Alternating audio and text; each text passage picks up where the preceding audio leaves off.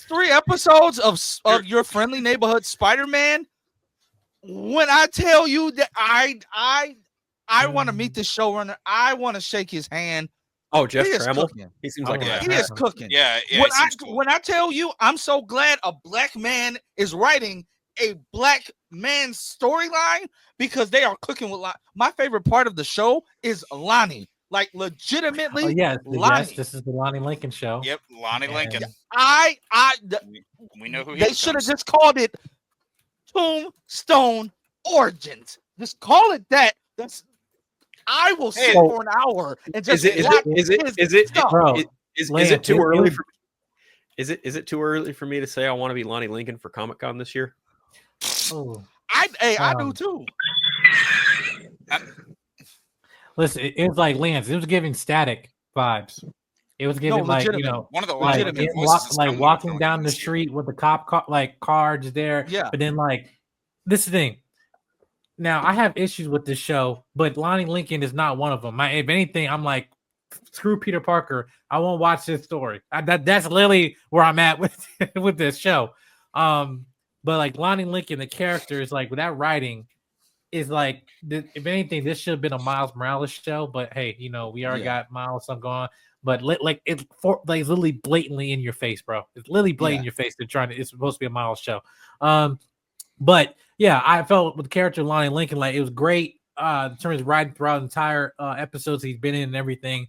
But also I felt it was organic too. It shows also like even the fact that he's just not a comic character. This is what relatability happened with a lot of young black males as well. And to a point of not discovering of self being circumstance because of family members. He got in this situation. He was trying to protect his brother. He's like, I'm getting out of here. And I have to trace places with you, like that type stuff, right? And now it's the fact that what it pains me, and I hate this, but the fact that every single episode, every single scene, you can tell he loves this now.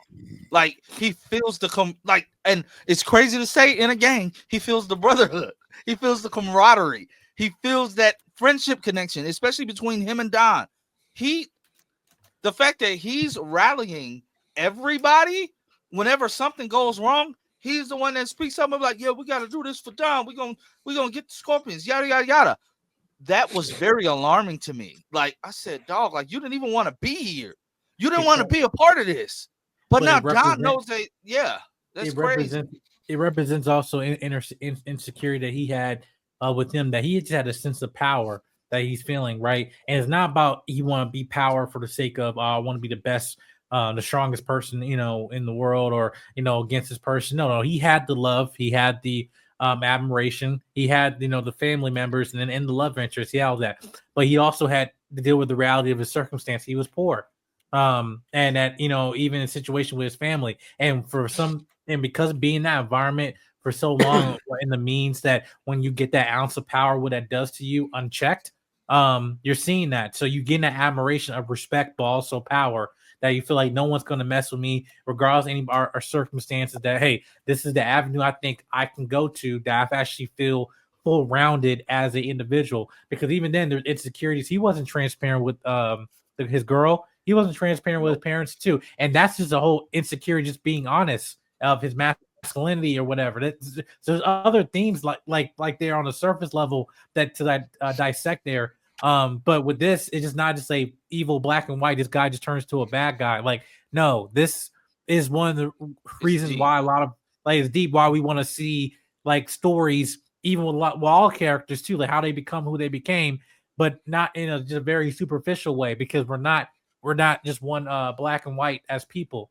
It's always multi-layered in terms of how we become our evolved selves, right? Now, so there, And speaking of becoming their evolved selves, Norman is showing his true colors. Norman is First of all, you have a BS alias for Peter, John Gallo, whatever the name was. You have a BS alias for Peter as Spider-Man. You're offering, you're trying to make sure that you can have Spider-Man operating. You already tried to rebrand him and it backfired on you. Making sure that Ross on this earth knows that Spider-Man will still be operating, all of that good stuff. Then you're telling Peter that that Daredevil is working for Octavius. The story about Octavius could have been true, but I feel as if there are some, he's leaving out key elements just because he knows this Peter, he's young, he's naive, he's going to believe anything you tell him because this is something that he always wanted. So he's going to basically believe anything you tell him, and Daredevil basically telling him like, Norman's been lying to you. Don't trust Osborn in so many words. That plays seeds of doubt. Now, I'm going to hate when this legitimately comes out because it's going to draw a line in the sand for him and Harry. And ultimately, the fact that Harry and Nico are growing closer and they are sprinkling those seeds of a potential relationship, that's going to wreck that as well. But I wonder, is that going to wreck it for Nico and Peter or Nico and Harry? Them making those two like a potential pairing is crazy. The fact Harry basically revealing the secret and she not believing him at first, and Peter just basically having a suit in his book bag like, dummy, what are you doing? Like it's so many like small details that they're adding in the show. Like the show's like, yes, these are kids. They're gonna make mistakes. Peter now knows that, I can't just be walking around with my suit in my book bag like this because anything can happen. Like that small little detail. Her legit reaction to it felt real. Like she wasn't ultimately like super happy, but she wasn't pissed at the fact that you're a superhero and you didn't tell me. She's mad that I thought that you could trust me. And I like that. I'm glad that they didn't go with the whole, oh yeah, I'm not talking to you no more. You're not my friend. Like, no, she doesn't hate you. She feels her trust is betrayed because that is Pete is her closest friend. Like I love this type of storytelling. And then harkening back to Osborn, did anybody else peep that when Peter was laid out on the gurney, he made sure he was the one that drew his blood? He made sure he was the one that put the thing in his arm. Like, then you turn around. Did anybody else scream out loud when they saw the goblin glider fly through the window? I wasn't ready for that. I did not expect to see that at all. That was amazing. Like I said, wait, Lance, you have something in common with Aunt May then. Oh, true. That might be too soon. Too soon. It's been almost 4 years. Is this kind of stuff? But I mean, you got to think about it. That might happen to this Aunt May, so you never know. But then the part that got me the most is the fact that Norman, and you could tell he was frustrated. You could tell like the frustration because first of all, Norman, if you weren't so focused on trying to find Octavius, whatever Octavius has on you, you don't want that information to get out.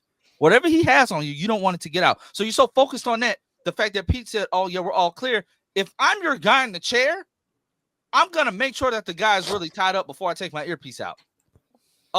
Also, I hate the fact that they keep stripping away Peter's spider sense because he should have seen that tail coming. Yep. That kind of bothered me. I'm like, you got to put fly. You they only want to use it as like a plot device and like not actually have it be there. It's like it's only there when they want it to be.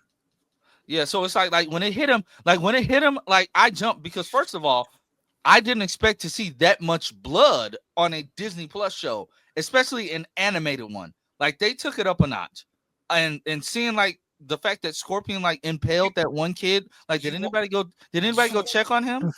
You watched X-Men '97, right? Well, true, but you don't see this in like X-Men. You expect it, but Spider-Man, bro, you didn't. I didn't expect that.